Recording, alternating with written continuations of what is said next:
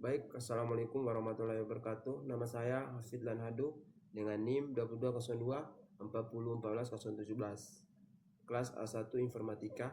Di sini saya ingin mengerjakan tugas final mata kuliah Sistem Perencanaan yang dimana soalnya yang pertama adalah apa itu definisi flowchart, yang kedua definisi diagram objek dan contohnya, yang ketiga proses desain infrastruktur, yang keempat pengertian dan tujuan UML, dan yang kelima UC case diagram, yang keenam aktivi diagram.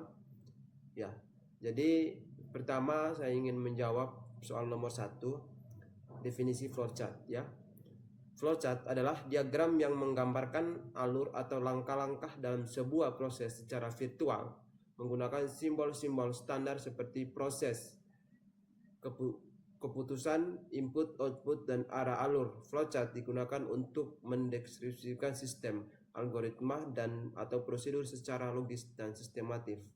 Tujuan mempermudah atau pemahaman proses sebagai alat dokumentasi di komunik. Ya. Yang kedua, definisi diagram objek dan contohnya.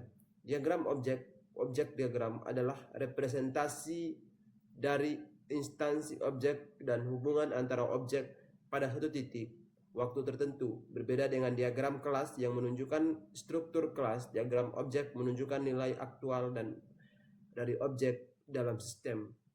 Contoh, misalnya untuk sistem sekolah, ya, siswa, nama, ya, seorang guru, nama gurunya siapa. Nah, yang selanjutnya adalah nomor 3, proses desain interface, ya. Desain antara muka interface ini adalah tahapan dalam pengembangan sistem yang bertujuan menciptakan interaksi pengguna yang efektif dan efisien. Beberapa proses pentingnya. Yang pertama, perancangan user interface, ya, UI, mendesain tata letak elemen-elemen visual, tombol, form, menu, identifikasi kebutuhan pengguna melalui observasi, wawancara, atau survei. Yang ketiga, pembuatan prototipe, sketsa awal atau mock-up sebelum implementasi akhir. Yang keempat, pengujian usability testing, menguji seberapa mudah dan nyaman interface digunakan oleh pengguna, ya. Selanjutnya nomor 4, ya, pengertian dan tujuan UML. UML, Unified Modeling Language, adalah bahasa pemodelan standar yang digunakan dalam rekayasa perangkat lunak untuk memvisualisasikan, merancang, dan mendokumentasikan sistem perangkat lunak. Tujuannya itu adalah menyediakan pemahaman yang konsisten antara anggota tim, mempermudah dokumentasi sistem, mendukung analisis dan desain sistem secara terstruktur, ya. Yang kelima adalah UC chart diagram.